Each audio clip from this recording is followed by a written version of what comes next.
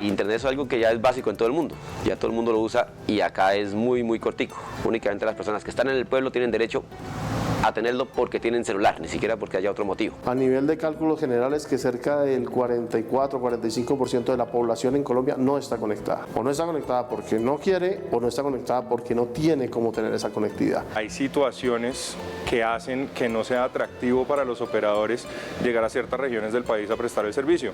Por ejemplo, que la densidad poblacional es muy baja, que las condiciones geográficas son muy difíciles y en ese sentido el despliegue de infraestructura puede dificultarse.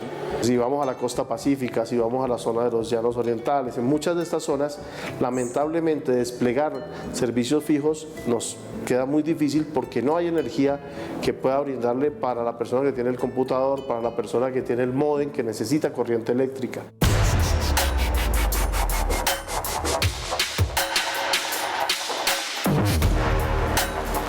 Debemos recordar que Internet, siendo una red de redes, el principio es que cuando yo me conecto a Internet puedo conectarme con cualquier otra persona que simultáneamente esté conectada a la red a través de diversos mecanismos. La tecnología fija, hagan de cuenta que es un cable que está conectado desde una central telefónica generalmente puesta en los centros urbanos y desde ahí lanzamos unas líneas de cable que inicialmente eran en cobre.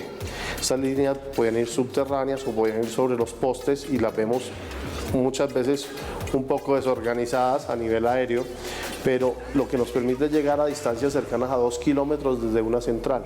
Mientras la telefonía móvil depende de la distancia a la que yo esté con un móvil inalámbrico que simplemente me va a dar una mayor o menor calidad de señal que me permite una mejor o menor calidad de la velocidad. La gente escucha en el mercado que hablamos de 2G, 3G, 4G, 5G y qué significan estos distintos números y tecnologías. Simplemente es segunda generación, tercera generación, cuarta generación y lo que se nos viene que es una quinta generación.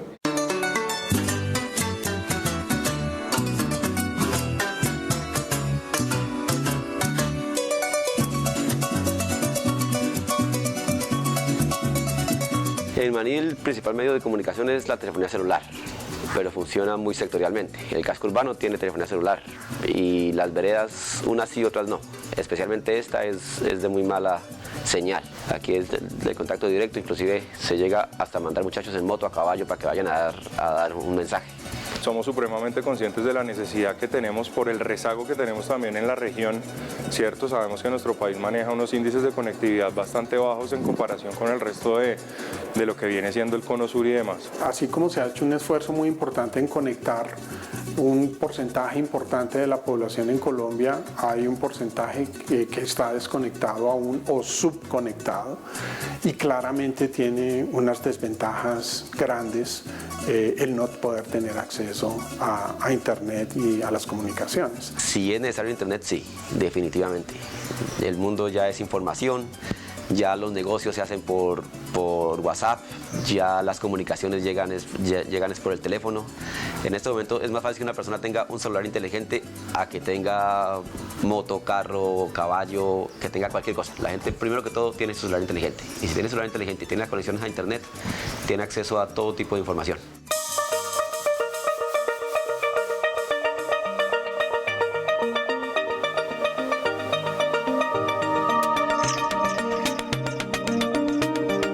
Las comunidades que no están conectadas principalmente están en áreas rurales.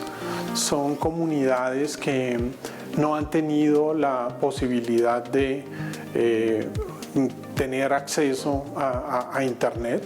Estas comunidades pues tienen que invertir mucho de su tiempo en desplazamientos, se les dificulta en gran medida el acceso a la información y eso trae muchísimas desventajas frente a los que sí tenemos acceso. Los niños para hacer una tarea, los papás tienen que llevarlos al pueblo, que son fácilmente se gastan al día ida y vuelta 8.000, 15.000 pesos. Que vaya al pueblo 3 veces a la semana para que el niño haga tareas, es una renta que la gente es difícil darse. Por eso tenemos que apuntarle a todos estos segmentos donde hoy en día nadie tiene conectividad porque posiblemente comercialmente no es atractivo o porque las condiciones que nos impone el entorno son difíciles de sortear y por eso tenemos que evolucionar y buscar alternativas como tal. Aquí en la vereda del Viso, la comunicación hasta antes del proyecto que nos ayudó a hacer Colnodo era muy mala. La señal era prácticamente nula. Las personas teníamos que recurrir a coger el celular y salir a un punto específico y quedarnos quieticos si queríamos tener señal. En el momento en el que nos movíamos ya perdíamos la señal y tocaba volver a buscar el punto para coger señal. Desde nuestra experiencia, digamos, hemos trabajado como con dos tipos de comunidades. Ellos realmente no tienen un acceso a las comunicaciones y nosotros también le estamos apostando a que esas sean conexiones de calidad. Porque uno muchas veces puede tener algún tipo de conectividad en áreas rurales, pero son muy deficientes, de unas velocidades bastante bajas y bastante inestables. Llegamos con la idea de que se podía tener internet en las fincas. La gente no es muy crédula. Creen que es una promesa vana o algo así, entonces como que no son muy reacios a decir, bueno, yo colaboro y yo aporto. Pero cuando ya ven que hay una finca, 2, 3, 5 fincas conectadas y que sí funciona, entonces ya creen en el tema y se unen y eso crece rápido.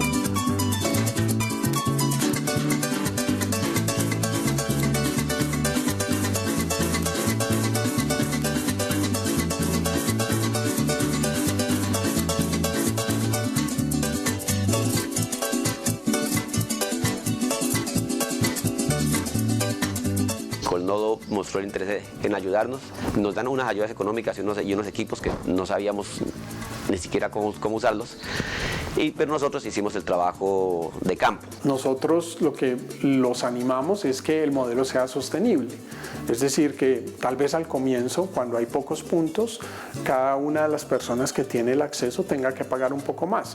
La ayuda de la comunidad a la red, ¿qué es? Cada red, cada finca, cada sitio de internet para comunicarse tiene que poner una torre, en la torre va una antena. Eso requiere un trabajo físico, digamos, un trabajo de obrero. Todos los trabajos los hace la comunidad, entonces vienen 2 o 3 personas de alrededor y me ayudan a montar los equipos, a poner el cableado, a subir la torre, a acomodarla.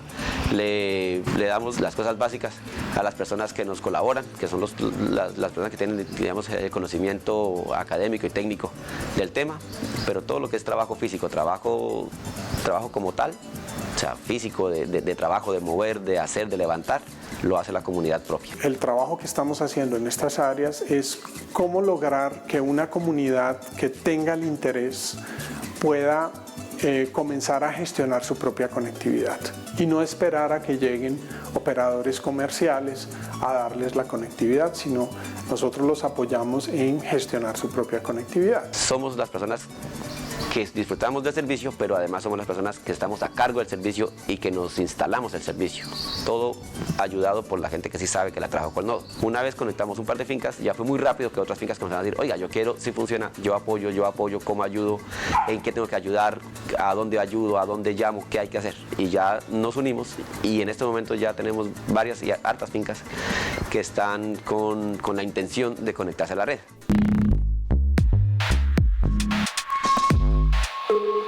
Tenemos que referirnos, digamos, a las bases de datos que nosotros manejamos, las cuales son alimentadas por los mismos operadores que se encargan de la prestación de los servicios. Actualmente y con el último reporte que hemos manifestado todos los operadores a nivel nacional, nosotros podríamos llegar a decir que tenemos cerca de 6.8, casi 7 millones de conexiones fijas y tenemos también un número de conectividades a nivel de internet móvil que está rondando los 28, 29 millones de conexiones. Nosotros podemos hacer una comparación entre lo que era el primer trimestre del 2018 versus el primer trimestre de 2019 y en ese sentido podemos ver que existen 2.900.000 conexiones de diferencia entre uno y otro año. Eso, digamos que si lo dividimos en términos de conexiones fijas y móviles, a móviles serían 2.600.000 y en fijas serían 300.000 conexiones.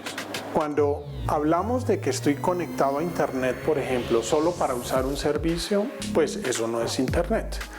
Y a veces caemos en el error de contar, por ejemplo, una persona que está accediendo a un plan de datos de un operador móvil que solamente tiene 2 o 3 servicios de internet, lo contamos como si estuviera conectado a internet.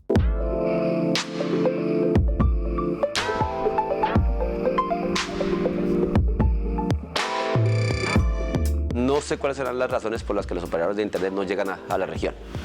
Hasta ahora de Internet el único que ha llegado es uno muy nuevo que se llama HughesNet, creo, pero es muy alto el valor económico. Hace más de 5 años el gobierno no ha asignado frecuencias a los operadores y en esta subasta esperamos que empecemos a recuperar ese rezago que se traía, porque estas frecuencias, al ser nuevas, al ser adicionales y al tener características de tener mucha más propagación, pues van a permitir llevar la tecnología mucho más rápidamente a esas zonas amplias rurales del país. Una solución que se ha planteado desde la subasta de espectro que se está adelantando en estos momentos.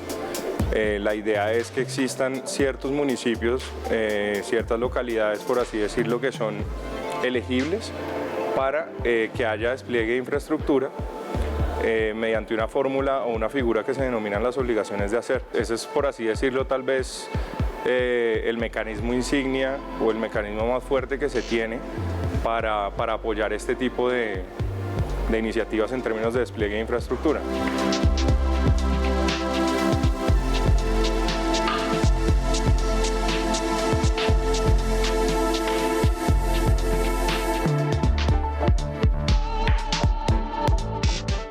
Esas obligaciones lo que nos llevan es a que nosotros como operadores paguemos parte de ese dinero que finalmente se iba para el Estado en infraestructura que le va a convenir a la sociedad a la cual el Estado no ha podido llegar.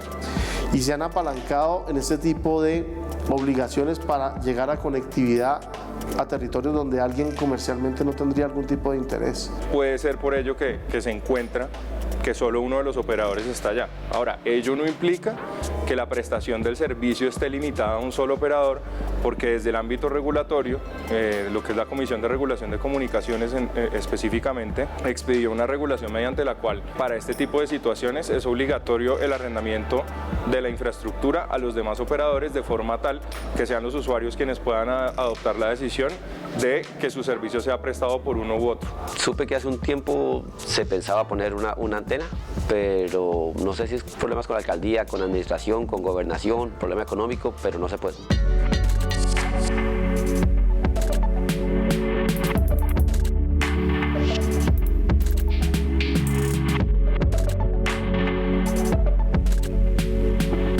Los POT son uno de los principales, no voy a decir que procesos bloqueantes, pero sí que no permiten dinamizar a la velocidad que va la tecnología.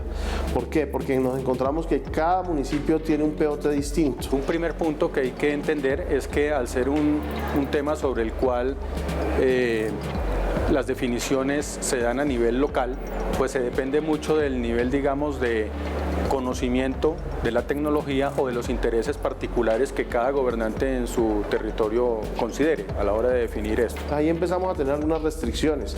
Hay otras zonas del país donde definitivamente nos dicen, mire, aquí en el casco urbano no se puede usted hacer, pero por el otro lado tenemos la regulación donde nos dice el servicio que usted brinda en ese municipio no es el adecuado y se vienen las sanciones. Por eso en algunas épocas que se ha abordado este tema con el gobierno, pues se ha hablado de la necesidad de tener unas normativas de índole nacional que permitan de una manera estándar y unificada pues poder resolver estos obstáculos. Aquí todavía nos cuesta mucho trabajo entender que para dar conectividad tenemos que implementar mucho más infraestructura y eso es uno de los retos que hoy en día tenemos todos los operadores para crecer.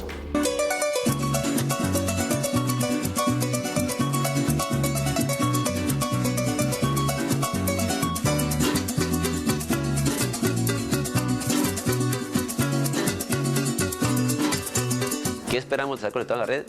Primero que todo, masificarla. Una vez masificados, el factor principal, eso es comunitario, sería la escuela de la vereda.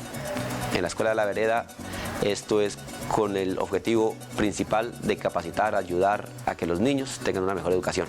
Primero los niños, después las personas que ya no son niños, especialmente adultos mayores que quieran aprender algo, cosas para hacer, para que conozcan cosas que el mundo ya tiene y acá ni siquiera sabemos que existen.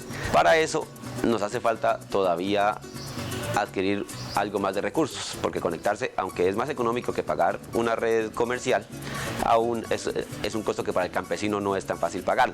Estos modelos de redes comunitarias que nosotros estamos proponiendo han tenido éxito en muchos países y son modelos que nosotros estamos intentando mostrar acá en el país como una alternativa para conectar a los que aún están desconectados. Y ahora, gracias a la comunicación de Colnodo, las fincas que estamos ya conectadas al sistema y la escuela de la vereda, que también la tenemos conectada al sistema, ya tenemos internet de muy buena calidad. Entonces podemos comunicarnos, no que llamar por celular, pero sí usando WhatsApp, usando Twitter, usando diferentes medios.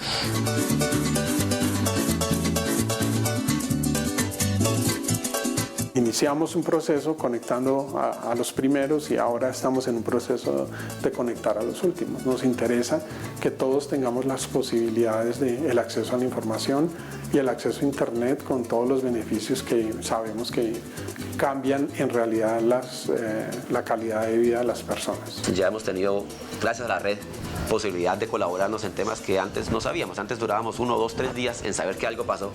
En este momento, a los 10 segundos de que algo pasa, ya tenemos el mensaje de, oiga, pasó tal vaina, entonces estamos pendientes del vecino, estamos pendientes del amigo, estamos pendientes de que algo pasó y alguien va a ayudar muy rápido.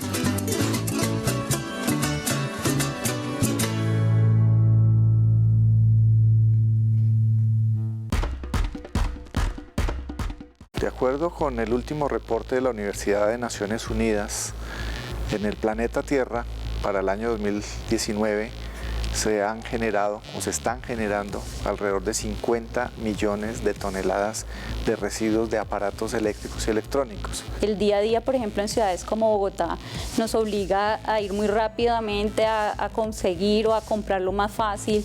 Un tema de precios también va por esa vía, entonces pues somos las típicas familias que ante una decisión de compra siempre optamos por productos más baratos, entonces pues ya es otro tema que va incorporado en esa ecuación.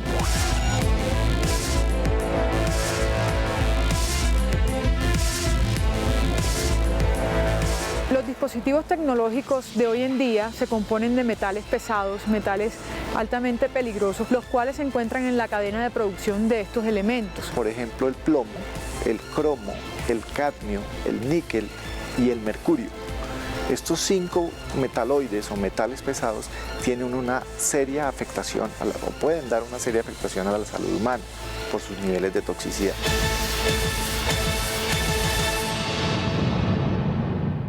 Nosotros actualmente somos una empresa gestora de residuos eléctricos y electrónicos que nace desde el año 2013, agosto. Somos una alternativa para las personas, también para las instituciones. Realizamos toda la operación, hacemos la recolección, el transporte, el almacenamiento, la clasificación, el desensamble de los residuos eléctricos y electrónicos. Y lo que hacemos en estas plantas de procesamiento es precisamente segregar, desensamblar los equipos, las corrientes limpias las vinculamos al ciclo económico y las corrientes de significación ambiental o tóxicas hacemos un tratamiento diferenciado para minimizar el riesgo, el impacto y el daño ambiental y el daño a la salud humana.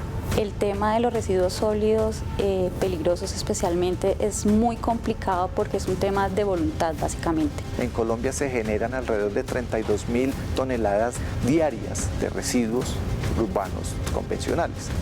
Hay alrededor de 158, 160 máximo sitios de disposición final de residuos controlados, los rellenos sanitarios.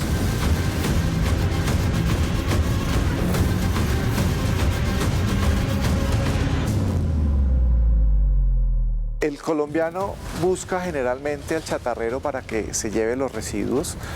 Primero, pues porque la facilidad que el chatarrero llega a su hogar y hace una tarea que nos da pereza tenerlo que llevar a un sitio para disponerlo. Los problemas ambientales en Colombia, gran parte, pues digamos, no son tan complicados gracias a estas personas. No es una buena práctica entregarle al chatarrero del común estos residuos, porque no lo hace idóneamente. Si hacemos una mala gestión de estos residuos tecnológicos que son de manejo diferenciado y los llevamos al relleno sanitario, vamos a agotar la vida útil.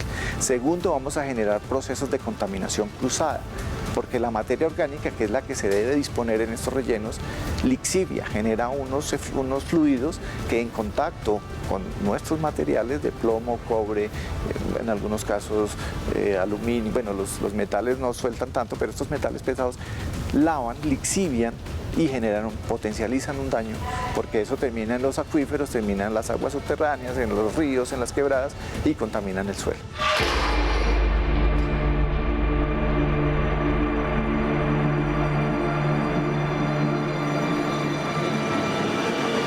Los productores tienen mucha responsabilidad porque las tecnologías de la información y la comunicación son las que deben ser actualizadas permanentemente. Siempre hay productos que van a generar mayor velocidad, que te van a traer mayores beneficios, y entonces ellos tienen que ser conscientes y hacerlo a sus consumidores de que es una responsabilidad compartida. Yo te ofrezco un producto, pero tú tienes que retornarme en cierta medida para yo hacer una adecuada disposición del residuo. Nuestras acciones apuntan directamente hacia tareas encaminadas a la economía circular, porque se aprovechan nuevamente estos elementos.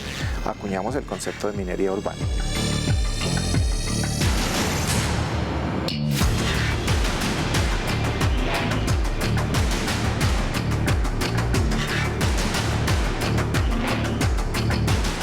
Nosotros somos muy facilistas, tenemos toda la información disponible para darnos cuenta que también hace parte de nuestra responsabilidad la elección que estamos haciendo por un producto. Entonces, desafortunadamente, nos quedamos simplemente con sacar la basura. Pero es un tema de paradigma, es un tema de cultura. Y en eso se está trabajando fuertemente con una estrategia bien importante que es la de cultura ambiental. Y hay otro tema cultural muy importante que no permite que estos flujos de materiales se den, de este tipo de residuos. La gente genera un apego a la máquina, genera un apego al computador, genera un apego al celular y prefieren tenerlo décadas ahí metido en una mesa de noche o 5 o 10 años guardado en el escritorio o en la biblioteca, porque hay un apego a la máquina.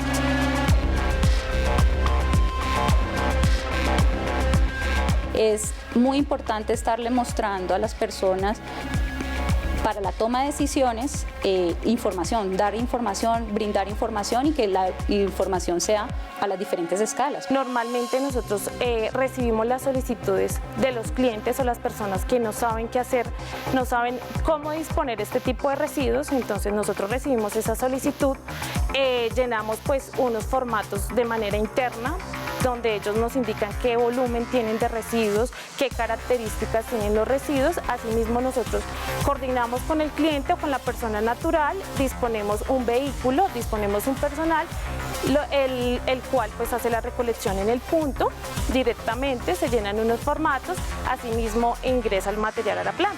Un computador, por dar una cifra, tiene los 3 grandes grupos de metales.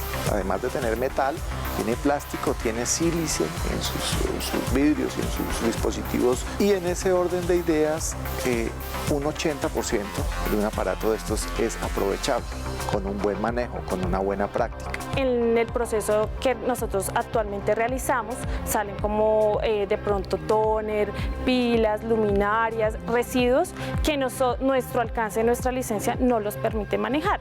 ¿Qué hacemos nosotros? Nosotros tenemos alianzas con empresas que manejan este tipo de residuos peligrosos, que tienen de pronto un horno incinerador, cuentan con todos los permisos, todas las licencias ambientales para darle una disposición final a los residuos peligrosos.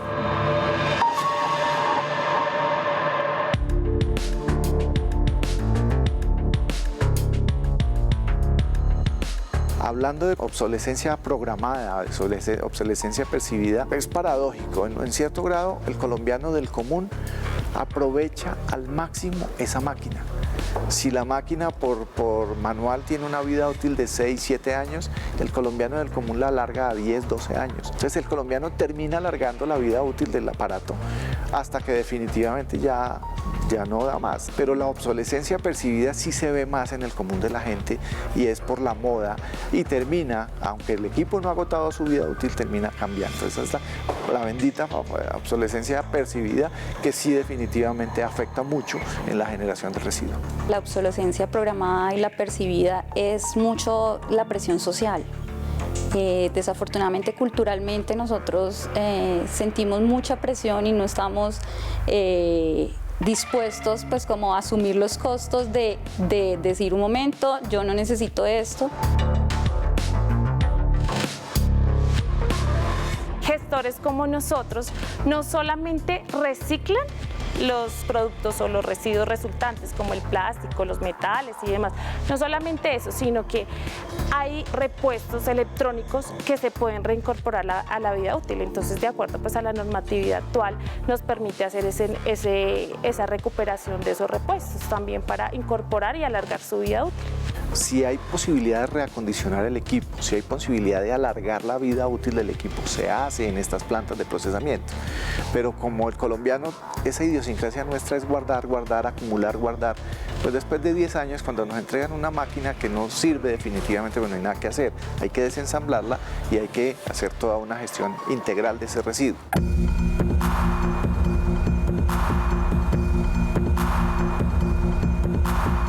El Distrito Capital y la Nación ha venido trabajando desde el año 2008 a través de la expedición de políticas públicas que lo que hacen es dar los lineamientos de gestión integral de este residuo de aparatos electrónicos y eléctricos para que exista en la cadena de distribución, en la cadena de uso y en la cadena de recolección y disposición final del residuo cuando cumple su uso de vida, unos lineamientos básicos de política pública. Tienen que ser muy coherentes, tener muchas como variables involucradas para que sea efectiva. Entonces el tema de los incentivos en el país también es una cosa que no se ha contemplado del todo, no se ha hecho tan masivo para que uno tenga un incentivo para hacer ese, por ejemplo, ese depósito correcto de residuos peligrosos, digamos, que tú tengas un beneficio por llevarlo o algo así. Ese es el tema de incentivos y que muchas veces socialmente nos moviliza.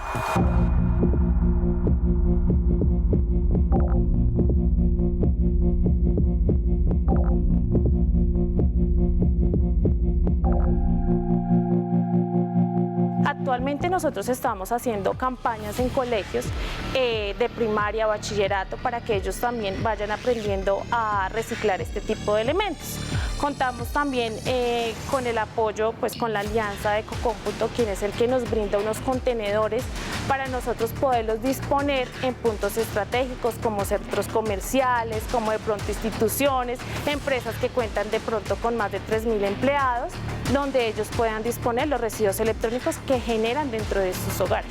Somos referentes en América Latina, lo digo porque hay un estudio de la ONUDI, que es la Organización de Naciones Unidas para el Desarrollo Industrial, que está apoyando a 13 países de la región latinoamericana, Centroamérica, Suramérica, y Colombia ha terminado siendo un referente para que lo que se está haciendo en política pública, en normatividad ambiental y normatividad sectorial, pueda replicarse en buenas prácticas en los otros países de la región latinoamericana.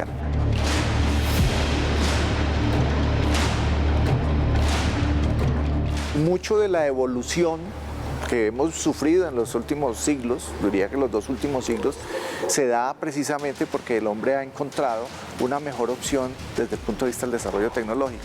Pero para que esta evolución siga dándose, nosotros tenemos un concepto. Para mayor evolución, la devolución. Y queremos cambiar, como les digo, el paradigma colombiano. Devuelvan estos residuos, nada van a hacer con ellos.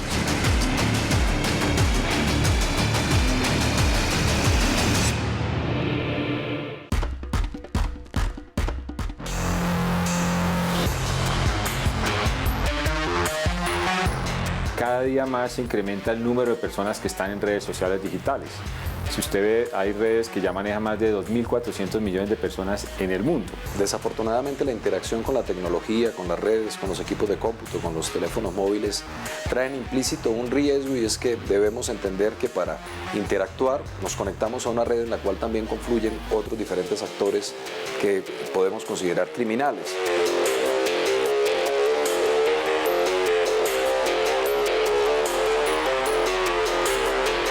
No tengo información certera, pero tengo la intuición de que en las redes se recolectan todo tipo de datos de uno, desde dónde está uno hasta los pensamientos de uno. Hoy en día el manejo que se da de los datos personales de los usuarios en la red es de alta importancia porque finalmente se puede individualizar a una persona, es decir, saber en dónde está, quién es, cuáles son sus intereses, cómo se mueve tal vez alrededor del mundo, y este tipo de información permite de alguna forma generar algún tipo de vigilancia sobre las personas. Nosotros como usuarios de las redes debemos ser muy cuidadosos para utilizarlas de manera que primero no expongamos nuestros derechos, pero a su vez también que respetemos los derechos de los demás. Desde hace 10 años Colombia tiene una ley de delitos informáticos y esta ley lo que busca es perseguir a las personas y castigar las conductas delictivas que se dan en torno a los sistemas computacionales y que afectan a la información y a los datos de las personas y de las empresas.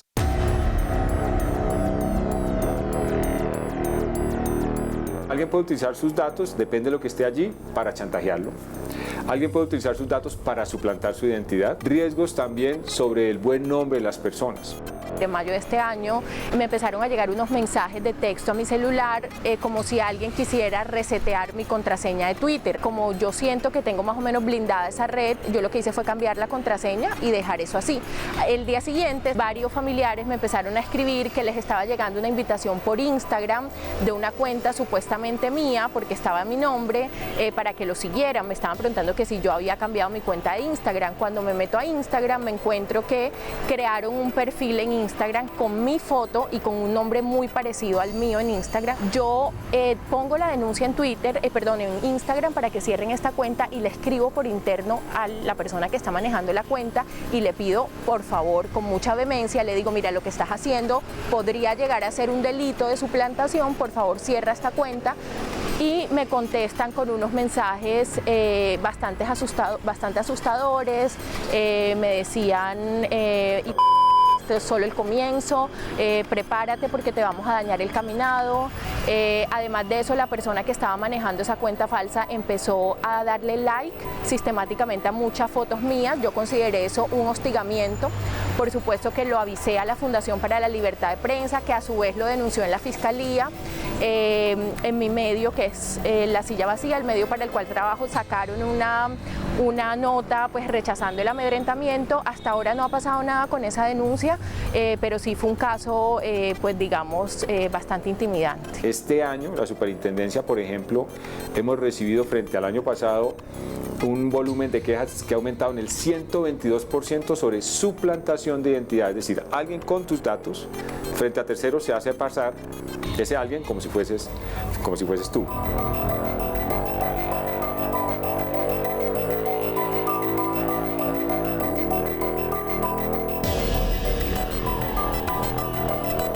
Y otro tema sobre nuestros datos es uno los que nosotros colocamos en redes, pero otros los que terceros colocan sobre nosotros en las redes. Las redes es una gran mina de datos personales, la más enorme del mundo diría uno, de todo tipo de datos sobre todas las personas, de todas las edades y de todas partes del mundo.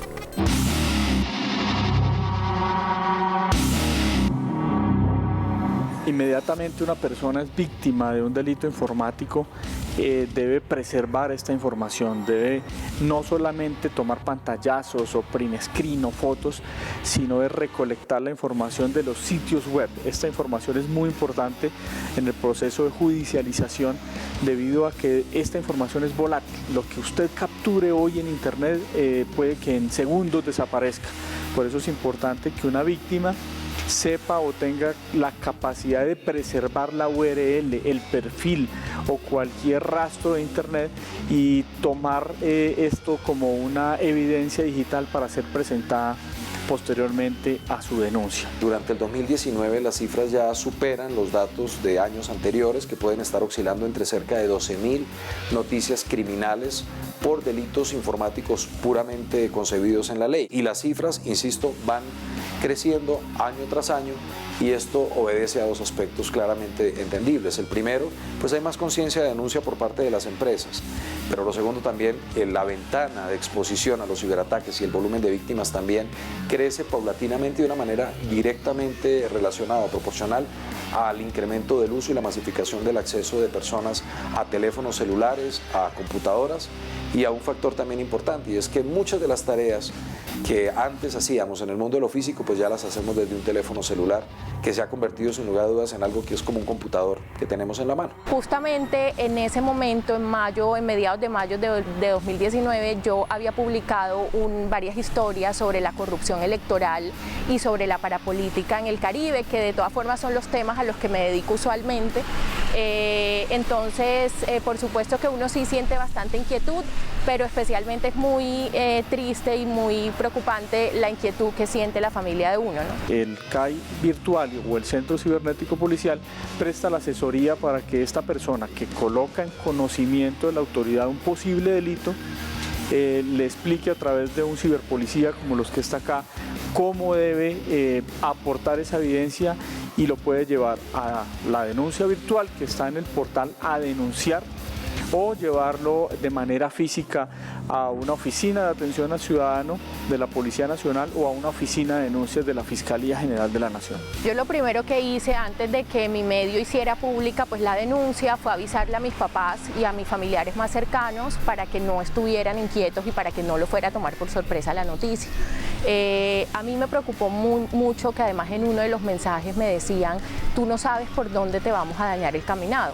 Entonces, por supuesto que eso me hizo pensar inmediatamente en mi familia, que además vive en el Caribe, y fue como la preocupación principal para mí. Y por supuesto que los hice partícipes de esto, pero para que no los tomara por sorpresa la noticia.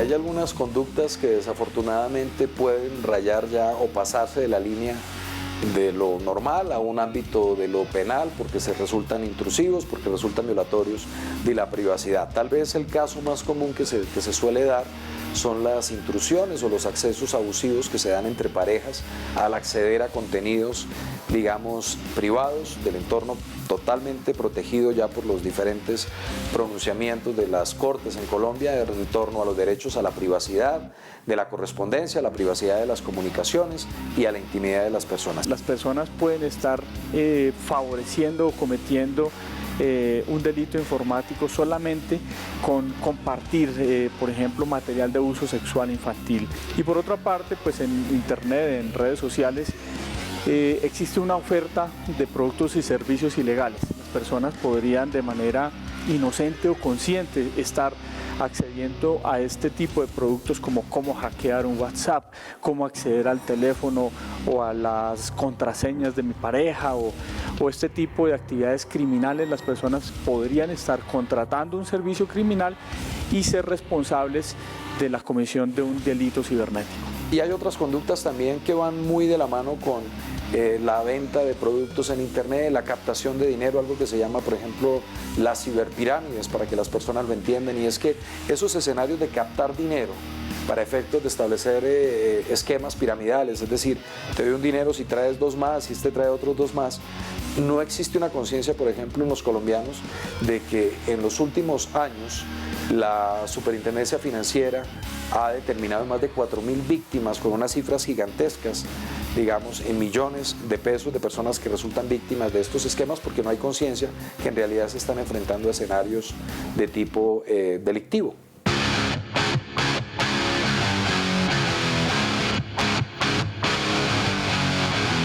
Creo que cuando uno es intimidado o hostigado en las redes sociales, pues por supuesto cambia su forma de usarlas, las empieza a usar con un poquito más de precaución, empieza a pensar si las deja cerradas, porque una vez como periodista las tiene que tener abiertas para que las fuentes puedan acceder a uno y uno poder acceder a las fuentes, pero si uno empieza a mirar con más cuidado, sobre todo en mi caso, el tema familiar. Las personas deben tener unas medidas básicas de autoprotección. Se habla mucho de una cultura digital, de una alfabetización digital, y realmente pues hay una frase muy común en la que se habla de que el eslabón más débil en la cadena de seguridad cibernética es el eslabón humano. Yo veo a veces muchas personas que tienen una tendencia al strictis informativo, es decir, a publicar todo y cada momento, ¿no? Me duele la cabeza, me dejó de doler, me miró tal, me miró X, hoy no fui al baño, acabo de ir al baño, en fin, publican todo. Y bueno, cada persona hace eso en ejercicio de su libre desarrollo de la personalidad, pero también eso puede generarle, aunque no se dé cuenta, problemas a él o a ella, a su familia, a terceros. Entonces acá siempre volvemos a como ese círculo de que entre más información haya sobre nosotros, más podemos ser controlados, porque básicamente conocen todos nuestros aspectos de nuestra vida, y eso pues básicamente determina que nuestro grado de intimidad o privacidad ya es menor realmente. Yo sí he publicado mensajes y fotos de mi esfera personal en mi cuenta de Instagram y en mi cuenta de Facebook, pero trato de no asustarme por eso, porque además yo siento que es un derecho que todos deberíamos poder ejercer. Si uno tiene una cuenta y quiere compartir con sus amigos un paseo, una foto familiar linda, pues ¿por qué uno no va a tener el derecho y por qué uno va a sentirse en riesgo por eso? No debería ser así. Las redes es un reflejo de nuestra sociedad, las cosas buenas y malas, pero el tema es que en redes las cosas se saben inmediatamente, en tiempo real y de manera masiva e incontrolable.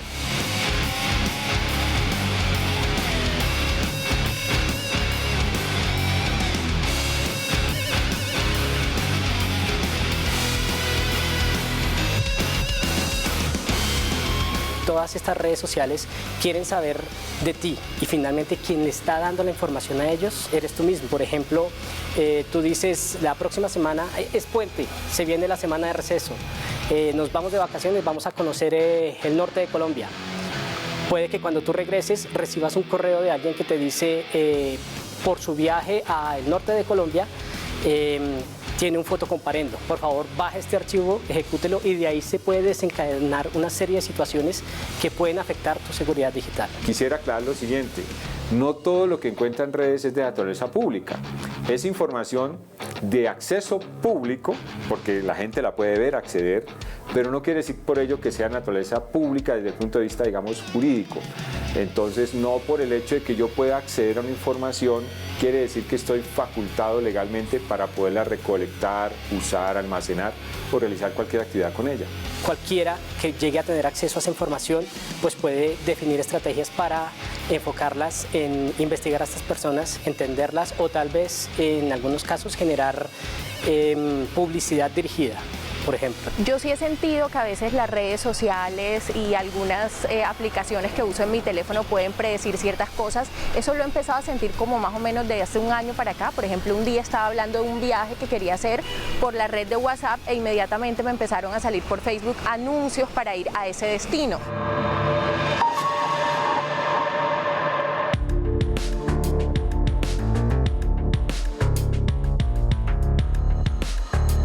Yo tengo que reconocer que casi nunca leo las explicaciones y los permisos que piden algunas de estas redes sociales. En cualquier servicio le piden que acepte cookies o unos términos y condiciones, si no, no te dejan. Mire, las cookies, ante todo, es una creación tecnológica de software, que en última son una especie de dispositivos que se aplican o insertan en nuestros equipos para hacer rastreo de lo que hacemos. Adicionalmente, así como generan un rastro, también guardan información tuya, ¿sí? Entonces están tus datos, tu acceso no en claro, es decir, tu usuario y tu contraseña no están en claro allí, pero cada vez que tú abres, cuando vienes a abrir el navegador por segunda vez y quieres ver tu correo electrónico, ya no te va a pedir los datos porque la cookie los almacenó, tiene esta información y entonces es una base de datos de información que además de tener todo lo asociado a tus intereses, pues tiene tu información confidencial. De manera que está desapareciendo en la práctica la libertad que tenemos los ciudadanos para decidir.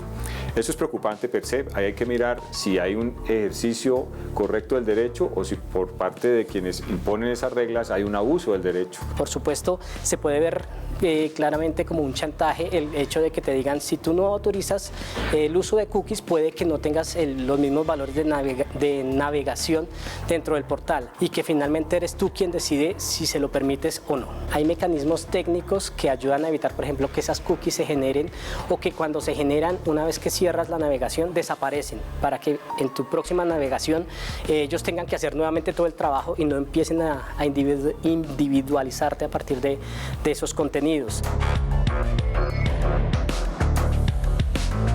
Estamos hablando de una industria que mueve trillones de dólares, porque así se ha descrito, y que está en el ojo del huracán, porque finalmente son mis datos, es información personal de la que yo debería recibir algún valor. Sin embargo, quien está recibiendo ese valor son las redes sociales o aquellas plataformas que están captando los datos y que los están aprovechando. La regulación viene en camino. Va a haber un momento en que esa burbuja realmente estalle, porque quienes controlan la información, quien tiene la información tiene el poder, y hoy en día la información la estamos entregando sin control en cualquier sistema.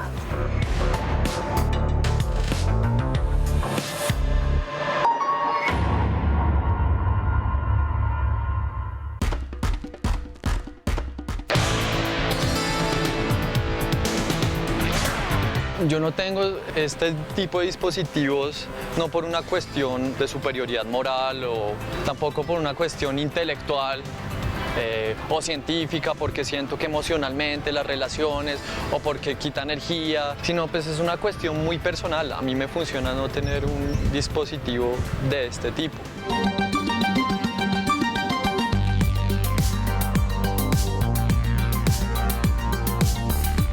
Lo que la experiencia y lo que el ejercicio nos muestra es que con la invasión de la tecnología en el mundo contemporáneo, por supuesto el mundo laboral no ha sido ajeno a ello, y hemos visto en nuestro concepto cosas buenas y cosas malas. Mi trabajo, que si es de campo, que si es de reportería, lo he manejado o lo he sabido manejar sin tener WhatsApp o un celular inteligente, con llamadas, haciendo llamadas y teniendo el contacto directo con las fuentes. Es muy curioso ver a la gente que está en una oficina y le manda un WhatsApp al de la oficina al lado, cuando tal vez sería más rápido pararse y decirle, oiga, tal cosa. Pero eso está sucediendo. La gente prefiere el medio digital porque tal vez le hace sentir también un poco más eficiente, le permite sentirse un poco más dueño del medio y de su propia expresión. En términos laborales, pues fue difícil al principio, ¿sabe? Que entiendan que pues, no tenía un celular, que no podían escribirme a través de WhatsApp, pero pues pasa el tiempo y se dan cuenta que no era necesario, que una llamada es mucho más efectiva y soluciona instantáneamente esa pregunta o esa inquietud o eso que se tiene que hacer desde el trabajo. Hay una pequeña minoría que no quiere tener un smartphone, una tablet o un celular de última tecnología. Técnicamente el empleador no puede descartar a un empleado porque no tenga un celular. Sin embargo, es muy complejo que eso se pueda probar y legalmente va a ser muy difícil entablar algún tipo de actuación tendiente a que el empleado lo reconozca o lo pueda contratar aún.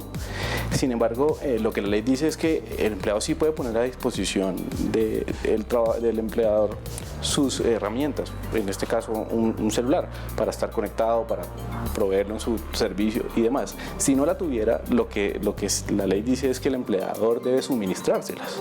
Sin embargo, pues entendemos que eso es una inversión que los empleadores muchas veces no están dispuestos a hacer, y el criterio de descalificación podría ser, si no tiene un teléfono celular para estar conectado con el trabajo, pues seguramente va a ser la razón para no darle un empleo que necesite esa herramienta, ¿no?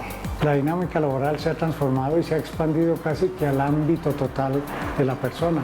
Hay personas recibiendo mensajes de sus jefes a las 9 de la noche un domingo.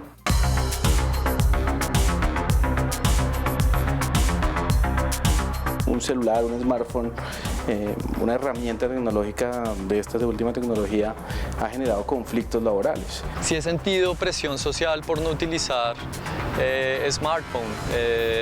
En el trabajo la he sentido, con algunas relaciones también, pero como que nos hemos transformado también mutuamente, o sea, como que al final es como construir entre esa persona y yo formas para que podamos comunicarnos. Recientemente la Corte Constitucional en un fallo moduló el alcance de los llamados grupos de WhatsApp.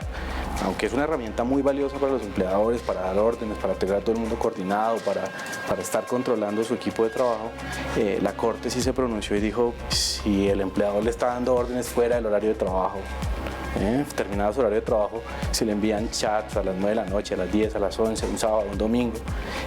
Eso eventualmente podría constituir dos conductas.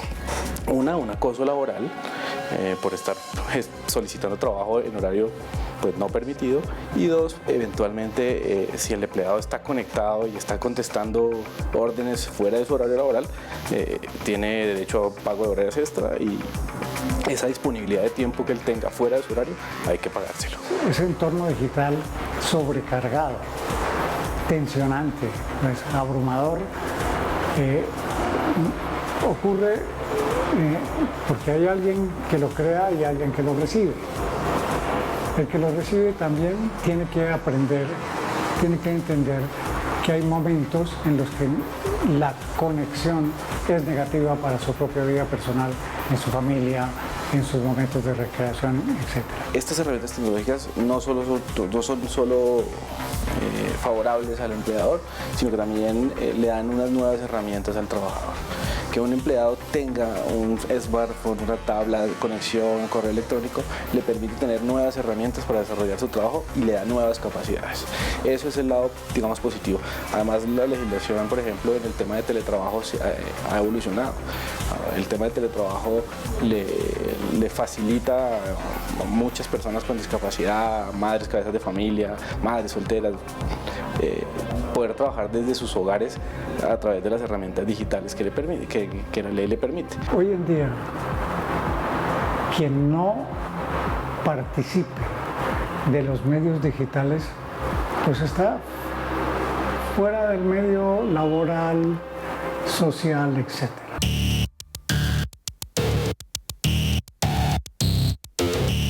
Ahorita muchos trabajos funcionan con su celular, o sea, son el eje. Usted sin eso no puede trabajar. Y no porque no pueda, porque seguramente lo podría hacer, yo lo puedo hacer. Pero la cadena laboral le obliga a usted que lo tenga, y si no lo tiene es impensable para ellos que podamos trabajar, aunque sí se puede. Desde el punto de vista de los empleadores, yo creo que el tema de estas nuevas tecnologías y de que los empleados cuenten con estos temas y de que él mismo los pueda suministrar y poder implementar estas herramientas en su equipo de trabajo, le da unas herramientas que antes no tenía. Lo que la experiencia y lo que el ejercicio nos muestra es que con la invasión de la tecnología en el mundo contemporáneo, por supuesto el mundo laboral no ha sido ajeno a ello, y hemos visto en nuestro concepto cosas buenas y cosas malas. El tema de poder cuantificar, cualificar, sistemas de geoposicionamiento, reportes a punto, casi en línea, inmediatos, poder hacer el análisis de casi en forma inmediata, es una herramienta que su empresa lo necesita y que se beneficia en el resultado global de la empresa.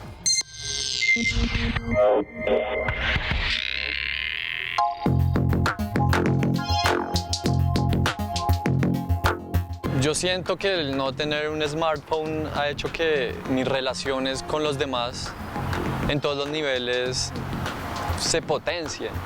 Los medios digitales, como les digo, son mecanismos mediacionales en la comunicación humana hoy en día. Y están aquí para quedarse y para desarrollarse. El futuro será aún más mediado que el presente. Compañeros del trabajo me dicen: Juan, pero las cosas han cambiado, tú ya no puedes conseguir novia con ese celular, las relaciones cambian, Tinder, eso ya no es así, ya no hay tiempo. Y no sé, a mí puede que a otras personas no les funcione, a mí sí me funciona y mis relaciones todavía se mantienen estables, también por mi personalidad, que son más bien no tan intensas o apasionadas con quienes me rodean. Tengo un círculo chiquito de gente alrededor.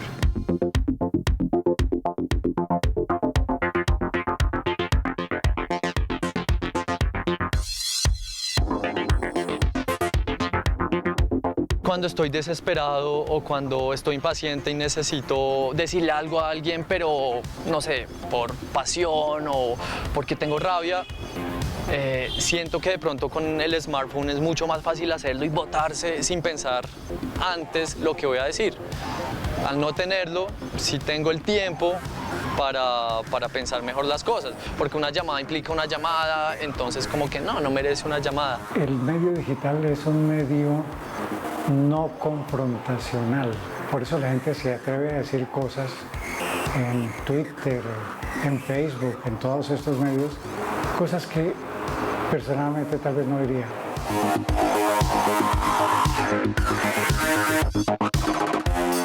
La tecnología es un producto natural de la evolución cognitiva y tecnológica de nuestra especie humana. Toda esa tecnología también facilita mucho la vida humana y es positivo el impacto en términos generales. Sin este celular y sin lo que conlleva tenerlo, soy consciente de que me pierdo muchas cosas. En términos de periodismo, sé que me pierdo muchas cosas por la información que está circulando, de los escándalos, también de ser práctico, si necesito cualquier cosa, enviarla. Sé que me pierdo de eso, pero también sé que estoy ganando otras. Entonces, al igual que las relaciones con los demás, trato de moldear para que pues, pueda estar bien. Y que los otros también estén bien, pues, aceptando el hecho de que no tengas estos celulares.